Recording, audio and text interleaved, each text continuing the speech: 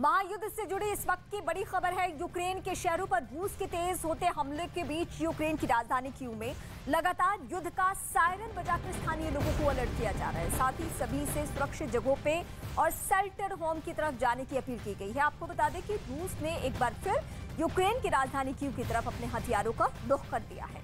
इस वक्त ये तस्वीरें भी हम आपको दिखा रहे हैं और यूक्रेन की राजधानी कीव में जो हालात बने हुए हैं उसको देखते हुए एहतियातन कदम उठाने के लिए यानी लोगों को शेल्टर होम बंकरों में जाने की सलाह दी गई है। ये हिदायत सख्त इस लिहाज से है क्योंकि कहीं से भी हमला किया जा सकता है रूसी सेना की तरफ से। तो रूस के निशाने पर एक बार फिर से कीव आ चुका है। पिछले कई दिनों से कीव में बहुत गोलीबारी तो नहीं रुकी नहीं थी युद्ध की स्थिति, लेकिन कम था हमला। लेकिन आज एक बार फिर से हमला करना शुरू कर दिया है रूसी सेना ने। और एक और बड़ी खबर इस वक्त मिल रही है जहां पे यूक्रेन के खार्किव में बड़ा हमला हुआ है। खार्किव इलाके में रूसी सैनिकों ने हमला बोला है और ये खार्किव की इस वक्त हम तस्वीरें दिखा रहे हैं। फायर ब्रिगेड की टीम को आप देखिए कितनी मशक्कत करनी पड़ रही है आग बुझाने के लिए और कई ऐसे लोग हैं जो कि जख्मी भी हो चुके हैं। कई फायर कर्मी जो हैं वो भी जख्मी हो जाते हैं क्योंकि जब तक वो आग बुझाए उस वक्त भी ब्लास्ट हो जाता है। ऐसी भी स्थिति हमने देखी है। ये फिलहाल खार्किव की हम तस्वीरें इस वक्त आपको दिखा रहे हैं क्योंकि आसपास से रूस के सैनिक भले ही लौट गए हों लेकिन उन्होंने मारियोपोल, डोनेट्स्क, लुहांस्क जैसे शहरों पर हमले तेज कर दिए हैं।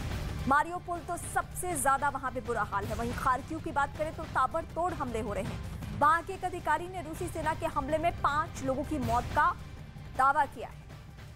तो पिछले 24 घंटे में रूसी सेना ने 23 बार गोलीबारी की है। और इस वक्त हम आपको ये भी अपडेट कर दें कि यूक्रेन युद्ध के बीच अब नेटो के देशों में भी युद्ध की बेचैनी दिख रही है। ब्रिटेन की ओर से दावा ये किया गया है कि पुतिन अब यूक्रेन की सप्लाई लाइन काटने के लिए नेटो के बेस पर बम गिरा सकते हैं। कहने को ये महज आशंका भर है, लेकिन अगर वाकई ऐसा हुआ तो दुनिया तीसरे विश्व युद्ध की ओर बढ़ जाएगी क्योंकि नेटो के बेस पर हमले करने का मतलब है नेटो पर हमला करना, नेटो देशों पर हमला करना।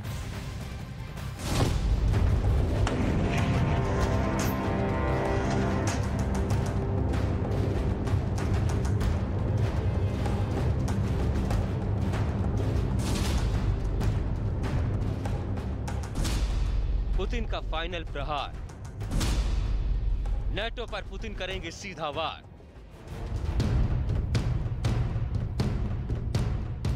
जिस नेटो को लेकर यह महाजंग शुरू हुई थी, जिस नेटो की चाहत ने यूक्रेन को बर्बादी की कगार पर लाकर खड़ा कर दिया, अब उसी नेटो के खिलाफ युद्ध शुरू करने की तैयारी हो चुकी है। खबर है कि पुतिन नेटो पर हमले का पूरा मन बना चुके हैं और अब इसे अंजाम तक पहुंचाना बाकी है। यानी नेटो की वजह से यूक्रेन में शुरू हुआ युद्ध अब नेटो पर ही आकर खत्म होने वाला है। ब्रिटेन के पूर्व राष्ट्रीय सुरक्षा सलाहकार यानी NSA ने कहा है पुतिन लगातार बेसब्र हो रहे हैं और वो चाहते हैं कि यूक्रेन की ओर हथियारों की जो आमद हो रही है उसे खत्म कर दिया जाए। इसके लिए पुतिन नेटो के बेस पर हमला कर सकते हैं ताकि यूक्रेन की ओर बढ़ रहे हथियारों की सप्लाई रोकी जाए। पुतिन ने अगर वाकई नेटो पर हमले का प्लान बनाया है तो वो इसके अंजाम से भी वाकिफ होंगे क्योंकि नेटो के किसी भी देश या फिर किसी भी मिलिट्री बेस पर हमले का सीधा मतलब है विश्व युद्ध।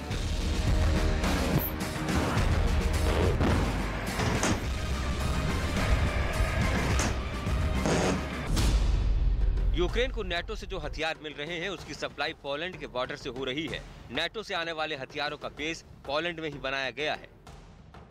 पोलैंड खुद एक नेटो का सदस्य देश है और अगर यूक्रेन को मिल रहे हथियारों की सप्लाई रोकने के लिए पुतिन ने पोलैंड पर हमला कर दिया तो ये सिर्फ पोलैंड पर नहीं बल्कि पूरे नेटो पर हमला माना जाएगा।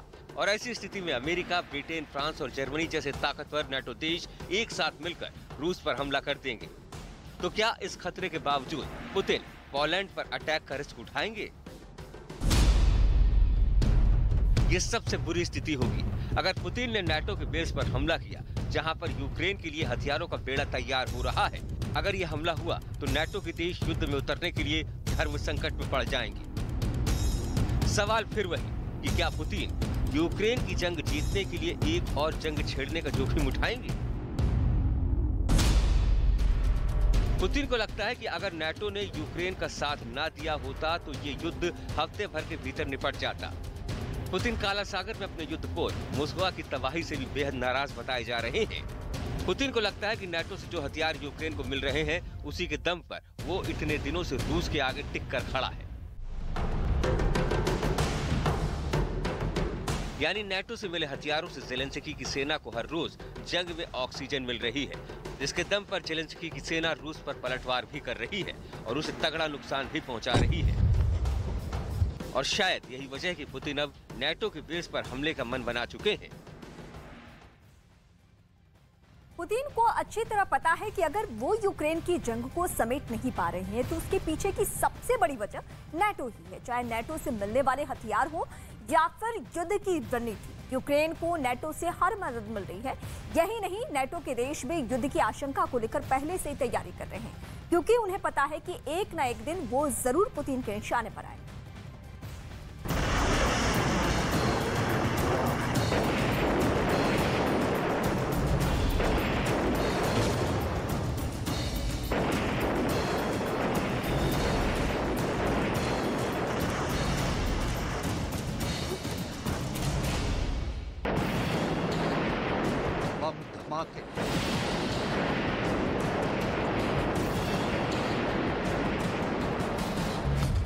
मिसाइल अटैक,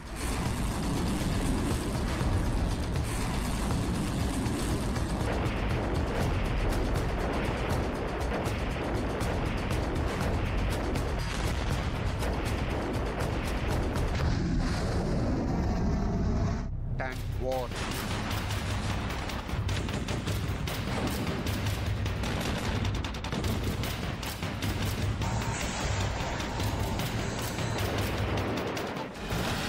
रॉकेट लॉन्चर,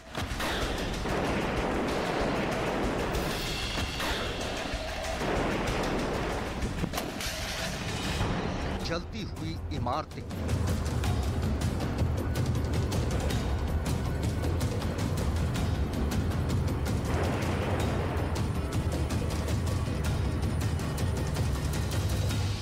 राख हुई बिल्डिंग्स,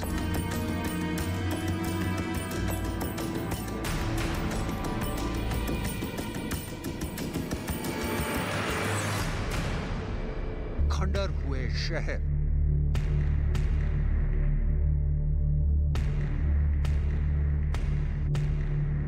ये तो सिर्फ झांकी है। अभी यूक्रेन की जंग में बहुत कुछ बाकी है। पुतिन अपना सबसे खूंखार जनरल यूक्रेन की युद्ध भूमि में भेज रहे हैं।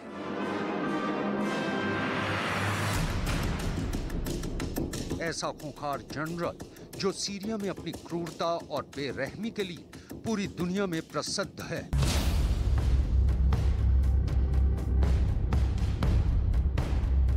जेलेंस्की ये संकल्प ले चुके हैं कि कीव से रूस की फौजों की पकड़ ढीली होने के बाद अब डॉनबास के इलाके में रूस को बहुत भीषण चुनौती दी जाएगी।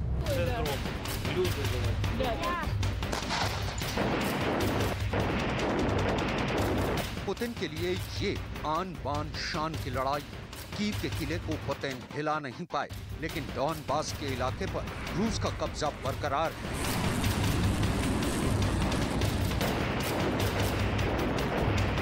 अगर डॉनबास में भी जेलेंस्की की आर्मी ने लीड ले ली तो पुतिन की सारी शान धूल में मिल जाएगी।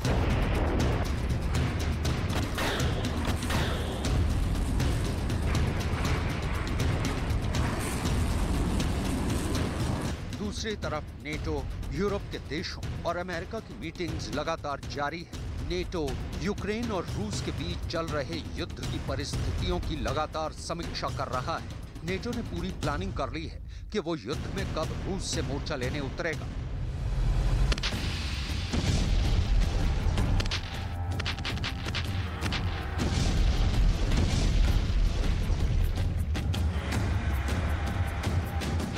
यानी यूक्रेन में अब तक आपने जो देखा वो तो सिर्फ ट्रेलर था। जंग की असली फिल्म अभी रिलीज होने वाली है।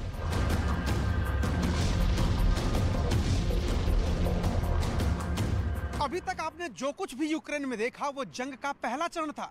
दूसरा चरण शुरू होना तो अभी बाकी है। दूसरे चरण में जेलेंस्की डोनबास पर कब्जा पाने की कोशिश करेंगे, वहीं पुतिन डोनबास पर अपना कब्जा बरकरार रखने के लिए पूरी ताकत लगा देंगे। ये यूक्रेन का नक्शा है। इस नक्शे में ये डोनबास रीजन है। डोनबास रीजन में लुहांस्क और डोनेत्स्क दो अहम इलाके हैं। रूस ने इन दोनों इलाकों को स्वतंत्र घोषित कर दिया है। इसी पूरे इलाके में अब जबरदस्त युद्ध छिड़ने जा रहा है। डोनबास रीजन के इन दोनों इलाकों में रूस समर्थक अलगाववादियों की आबादी ज्यादा है, इसलिए यहाँ पर कब्जा बरकरार रखना पुतिन के लिए आसान है। आपको याद होगा, पुतिन ने युद्ध शुरू होने के फौरन बाद ही इन दोनों इलाकों पर कब्जा कर इन्हें स्वतंत्र घोषित कर दिया। लेकिन पुतिन को असली चुनौती कीव में झेलनी पड़ी। अब पुतिन कीव का किला हिला नहीं सके, इसलिए ज़ेलेंस्की ने अब कीव की सुरक्षा सफलतापूर्वक करने के बाद डोनबास की तरफ अपने लड़ाकों को कूच करने का आदेश दिया है।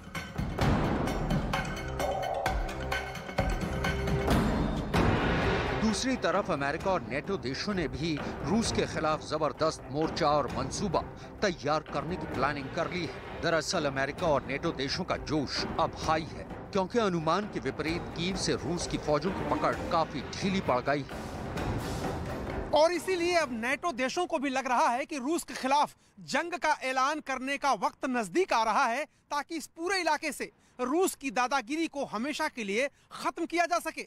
इसीलिए नेटो के देश लगातार एक दूसरे से विचार विमर्श कर रहे हैं, चर्चा कर रहे हैं, बैठकें कर रहे हैं, ताकि रूस के खिलाफ किन परिस्थितियों में कौन सा विकल्प आजमाया जाए। पिछले सप्ताह ब्रसल्स में नेटो के मंत्रियों की बैठक हुई थी, जिसमें चर्चा की गई थी कि वो कौन सी 3 परिस्थितियां हो सकती हैं जब नेटो और रूस के खिलाफ युद्ध छिड़ सकता है। नेटो की बैठक में चर्चा हुई कि अगर ओडेसा के पास काला सागर में यूक्रेन की सेना नेटो के द्वारा सप्लाई हुए किसी मिसाइल से रूसी युद्धपोत पर हमला करती है और रूस के नौसैनिक मारे जाते हैं, तो पुतिन नेटो देशों पर हमला कर सकते हैं। नेटो और रूस के बीच युद्ध की दूसरी परिस्थिति ये है कि अगर नेटो देश पोलैंड और स्लोवाकिया से यूक्रेन को सप्लाई हो रहे हथियारों पर मिसाइल हमला कर देता है, तब नेटो के संविधान के आर्टिकल 5 का उल्लंघन हो जाएगा और नेटो देशों को पोलैंड और स्लोवाकिया की सुरक्षा के लिए रूस पर एक्शन लेना पड़ेगा। नेटो और रूस के बीच की युद्ध की तीसरी परिस्थिति ये बन सकती है कि अगर डोनबास में भयंकर लड़ाई के दौरान किसी केमिकल फैक्ट्री में विस्फोट हो, जिसकी वजह से जहरीली रासायनिक गैसें निकलें, तब रूस पर हमला करने के लिए नेटो को मजबूर होना पड़ेगा।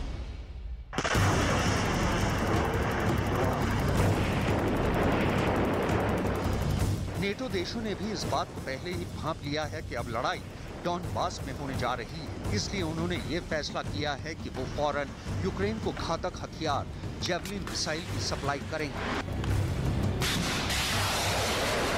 ये एक एंटी टैंक मिसाइल जो दुश्मन के टैंक्स को नष्ट करने में सक्षम है। इस एंटी टैंक मिसाइल लॉन्चर को कंधे पर रखकर भी फायर कर सकते हैं।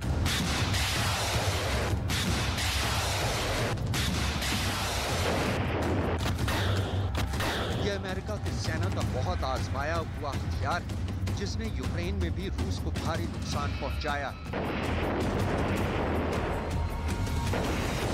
नेटो देश डोनबास में रूस के खिलाफ यूक्रेन को next generation light anti tank weapon भी देने जा रहे हैं। यह अत्याधुनिक मिसाइल किस तरह काम करती है, इन 5 तस्वीरों से समझिए।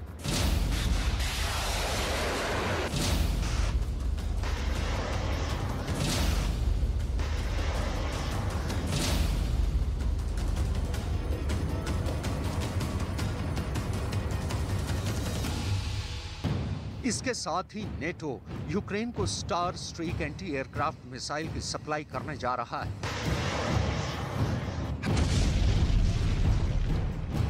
ये एक ऐसी मिसाइल है जो इस्तेमाल करने में बेहद आसान है और इसका निशाना बहुत जबरदस्त होता है।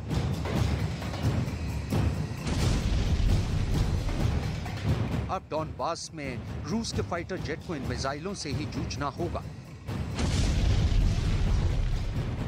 मतलब नेटो रूस की तबाही का पूरा सामान यूक्रेन को सप्लाई कर रहा है।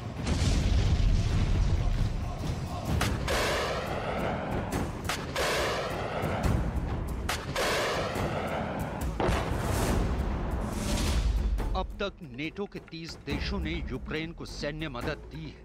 यूरोपियन यूनियन ने 8,000 करोड़ रुपए के हथियार सप्लाई किए हैं। अमेरिका ने अकेले ही करीब 13,000 करोड़ रुपए के हथियार यूक्रेन को सप्लाई किए हैं।